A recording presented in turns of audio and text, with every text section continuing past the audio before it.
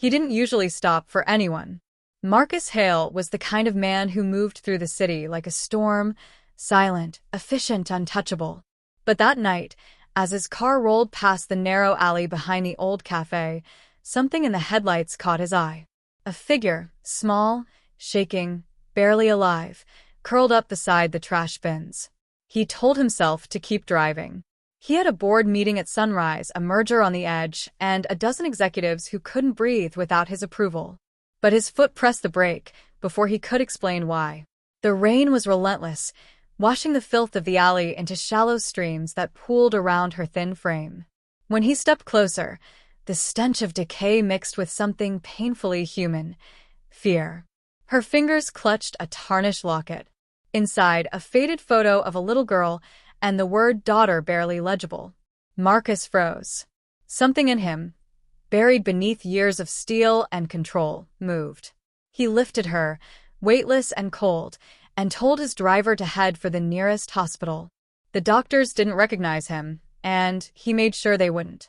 No media, no record, just a nameless sponsor covering the bills. When they asked if she was family, he said nothing. She was nobody to him, or so he thought. Hours later, when she finally opened her eyes, he was gone.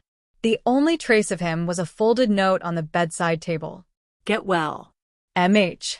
She pressed the note to her chest as tears blurred her vision. She didn't know who he was or why he helped, only that for the first time in years, someone had seen her as human.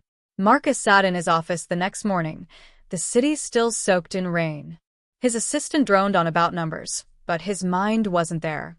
He couldn't explain it, why the image of that girl haunted him. He had built empires, saved companies, commanded thousands. Yet one frail stranger by a dumpster had undone something inside him. He poured himself a coffee and stared out at the skyline. People called him cold because he didn't waste words. But maybe it wasn't coldness, it was armor. And for the first time, he wondered what it would be like to live without it. He didn't know her name. He didn't expect to see her again. But fate had already written the next chapter, quietly, in the rain. 2 years later, Marcus Hale barely remembered the alley, but fate had a way of circling back. His company, Hale Industries, ran like a machine, efficient, polished, and quietly ruthless. Yet within that machine worked a girl no one noticed. Lena swept hallways, cleaned glass walls, emptied bins no one saw fill up. She never complained, never slowed down, never missed a detail. Her eyes carried calm focus, the kind that came from surviving worse than gossip and exhaustion. Most people didn't even know her name, but Marcus did. He noticed her one morning when she straightened a crooked frame outside his office, an old portrait of the company's founder. No one had touched it in years. She didn't think anyone saw, but Marcus watched through the reflection in the glass. He didn't speak. He rarely did. But from that moment, something shifted. He began to see the pattern. Coffee stains gone before meetings, files precisely stacked after long nights, dying plants revived in corners no one cared about. Small things. Invisible hands holding order together. The irony was brutal. In a company obsessed with precision, the one person who truly saw the details wasn't even on payroll beyond cleaning wages. One night, long after the offices emptied, Lena found an envelope on a desk labeled confidential. She froze. It wasn't hers to touch. She adjusted it carefully and turned away. What she didn't know was that Marcus stood at the doorway, watching. Most people peek. She didn't. That told him more than any resume ever could. The next morning, he caught himself looking for her reflection in the glass again. The boardroom chatter faded, deals blurred. The girl who went unseen had earned a place in his thoughts without a single word.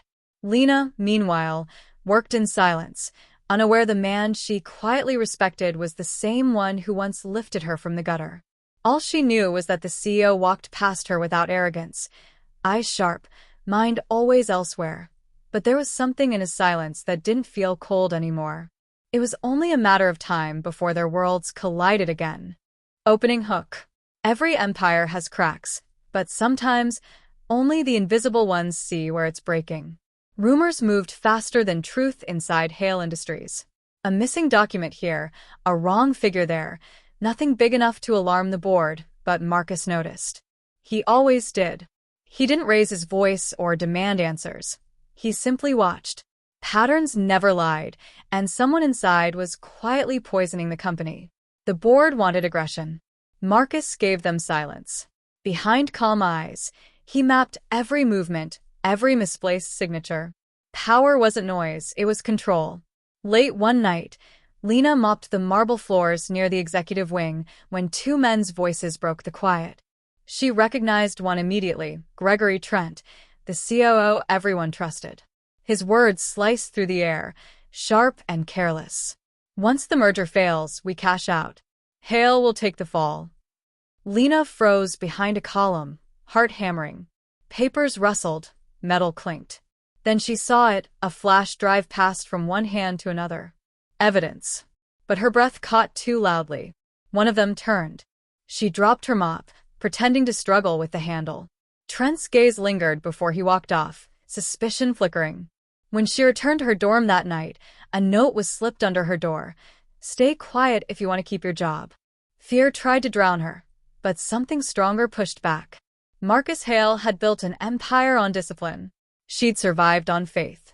Maybe both came from the same fire. The next day, Marcus stood before a wall of financial charts, his expression unreadable. He could sense the rot but had no proof. When his assistant left, he found an anonymous note beneath his office door. Someone is betraying you. Watch Trent. No signature. Just truth. He stared at the handwriting, steady, deliberate, untrained. It wasn't corporate. It was human. He folded the paper, slid it into his pocket, and smiled faintly. For the first time in months, Marcus Hale felt something he hadn't felt in years. Trust, born from the unseen. Opening hook. Sometimes the strongest alliances begin in silence, and the quietest people see what power can't. Marcus set a trap, a harmless one. A controlled file, marked private, left open on a shared drive. Only one person accessed it that night, Gregory Trent. The next morning, Marcus confirmed what the note had already warned him. Someone inside was bleeding the company from within. But there was something else, the note's sender. The handwriting. The timing. He reviewed security footage, and there she was, Lena, the cleaning staff girl, slipping the paper under his door and vanishing before dawn. When he called her to his office, she stood frozen, expecting punishment. Instead, he said quietly, "You were right." She blinked. "Sir, you saw something I didn't." His tone held no threat, just calm recognition. "I need you to keep watching." From that moment, she became his silent ally. No one in the company knew the CEO and the janitor were working together. Lena passed small observations. Marcus pieced them into strategy. Emails forwarded at strange hours. Cameras redirected. Passwords changed seconds after Trent left meetings. He taught her how to read patterns, not just people. "Details," he said once, "are where truth hides." Their late nights became a rhythm.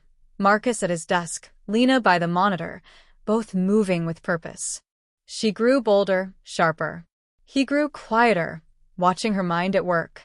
It wasn't gratitude anymore. It was admiration. Not for what she did, but how she saw.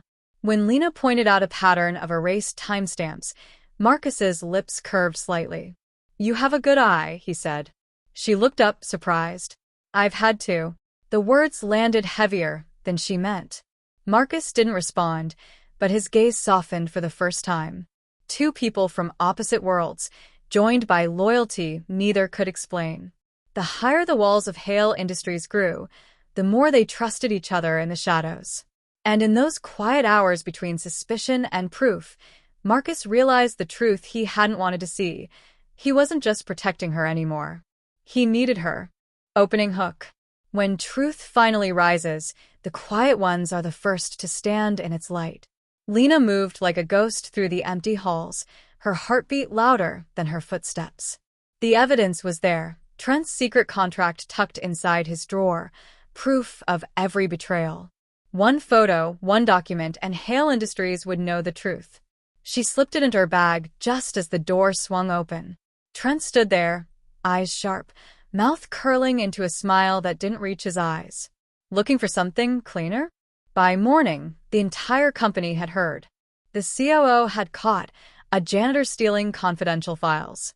Cameras were wiped. Lena was dragged before the board, her voice drowned by polished suits calling her a liar. Then the doors opened, and Marcus Hale walked in. Calm, composed. Deadly quiet. He took one look at the chaos and said, "Play the footage." Trent smirked. "There is no footage, Marcus." "Convenient, isn't it?" Marcus tilted his head. "You deleted the wrong one." A new clip flashed on the screen, Trent in a hotel lobby, shaking hands with a rival executive. The silence that followed was the kind that breaks people. "Gregory Trent," Marcus said softly, "you sold us out." The board members shifted, shame heavy in the air. Marcus turned to Lena. "And you," his voice dropped, steady and precise, "risked everything to save this company." Someone objected. "She's just..."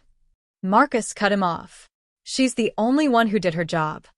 Trent was escorted out, and the room stayed silent as Marcus signed his dismissal. Lena trembled, half in fear, half in disbelief. When it was over, Marcus looked at her and said, "You can go home now." She tried to speak, but words failed. For the first time since that night in the alley, she cried, not from pain, but from finally being seen. Marcus turned away before anyone saw his expression. Justice was done, but something deeper had taken root. In a world obsessed with power, it was the invisible girl who had restored his faith in it. Opening hook. He once saved her from the trash. Now she was the reason his world had meaning. A year passed, and Hale Industries no longer resembled the empire it once was. The fear, the silence, the arrogance, all stripped away. In their place stood a culture built on small voices being heard. Marcus Hale's leadership had changed, and everyone could feel it. Lena walked through the glass halls, no longer in a uniform but a fitted suit. Her badge read executive assistant to the CEO. Some whispered about favoritism, most knew better. She'd earned every inch of her place through integrity no scandal could stain. Marcus watched her grow into the role with quiet pride. She caught flaws in reports others missed, diffused tension before it reached him, and managed his schedule with precision that mirrored his own.